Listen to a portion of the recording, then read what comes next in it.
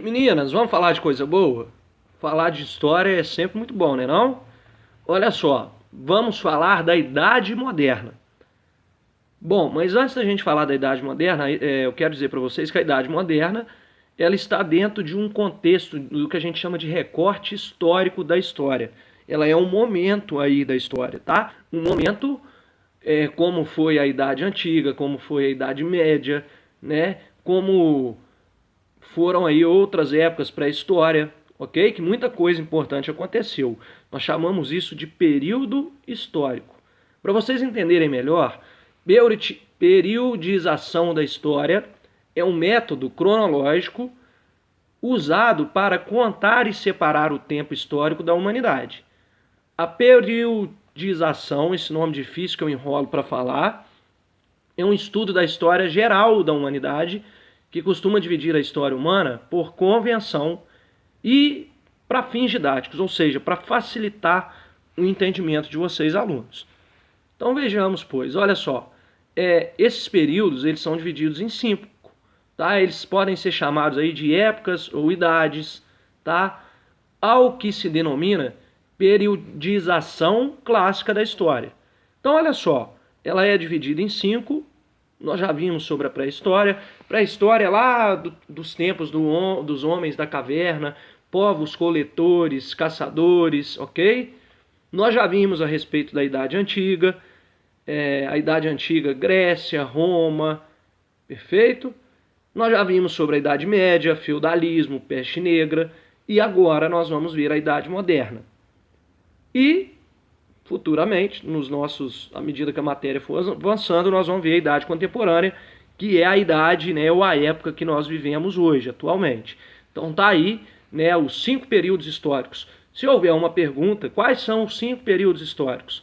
Estão aí, ó, pré-história, idade antiga, idade média, idade moderna e idade contemporânea. Bom, a idade moderna ela vai dos séculos XV ao XVIII. Como que vai ser, então, essa transição da Idade Média para a Idade Moderna? É só a gente acompanhar aqui, ó, voltando aqui, ó. Então, nós temos primeiro a pré-história, depois a Idade Antiga, a Idade Média e depois, né, sequencialmente, a Idade Moderna. Como que vai se dar essa transição dessa idade para essa? Quais são os motivos? Então, vejamos. Olha só. Vai haver um colapso do sistema feudal. Por que que o sistema feudal vai entrar em colapso? Lembrar que como que surgiu o feudalismo? O feudalismo é o seguinte, um império romano muito vasto, muito grande, né? Vai ser muito forte, mas ele vai ser invadido pelos povos bárbaros, e aí esses povos bárbaros vão levar a barbárie, ou seja, vão utilizar a violência para impor a ordem, impor o poder, né? E aí, fugindo aí desses ataques, esses povos vão buscar proteção nos feudos, que eram as grandes fortificações que ficavam na zona rural aí da Europa, ok? Então, as pessoas iam buscar proteção nesses feudos. Aí a gente tem que retomar para lembrar que o feudalismo, o poder era descentralizado, ou seja, cada senhor feudal regia as leis do seu feudo, né? Cada senhor feudal ditava as regras dentro do seu feudo. Aí o feudalismo ele vai entrar em colapso dentre os seguintes fatores, um deles, dentre vários, eu vou citar alguns. Peste negra. Nós já vimos nas aulas anteriores, por isso que eu digo que é importante vocês assistirem sempre às videoaulas, porque a história é uma sequência de fatos. A peste negra, gente, foi uma doença que devastou 1/3 do continente europeu. 1/3 das pessoas que lá viviam perderam a vida por conta dessa doença tão trágica, tá? Essa gravíssima doença. E aí, um dos efeitos dessa doença vai ser a escassez de mão de obra. Ou seja, vai afetar a mão de obra ali dentro do feudo. Muitas pessoas vão perder a vida. E aí, o feudalismo, né, a base da economia do feudalismo era a agricultura, não vai ter gente ali para plantar e nem para colher aquilo que era plantado. Aí vai ter uma consequência que vai ser a fome. Vai haver um êxodo rural. As pessoas vão, portanto, sair ali dos feudos, né? A situação já estava controlada, os bárbaros já não tomavam mais conta da situação e eles retomam para os grandes centros urbanos. Então isso vai, né, ser um dos fatores também que vai fazer com que o que o feudalismo, perdão, entre em decadência. Outro fator vão ser as guerras. Guerras constantes aconteciam durante esse período. E guerra, na melhor das hipóteses, se é que a gente pode falar assim, quando o soldado, a pessoa que está envolvida na guerra, não perde a vida, ela fica mutilada, né? Machuca, fica ali ferida, fica, né, debilitada, sem condições de trabalhar. Portanto, vai ser um fator aí que vai atingir em cheio o feudalismo.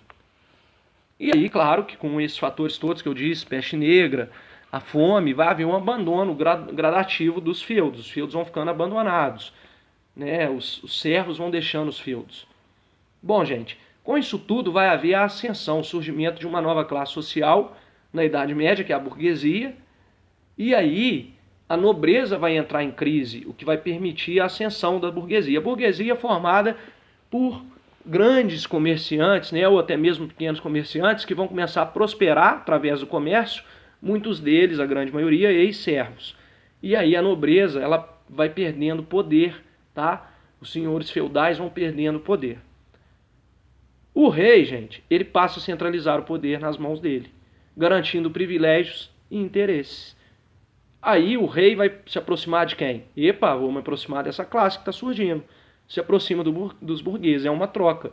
O rei apoia a burguesia apoia a centralização real. Ok? Aí, ó, centralização do poder nas mãos do rei. Perfeito?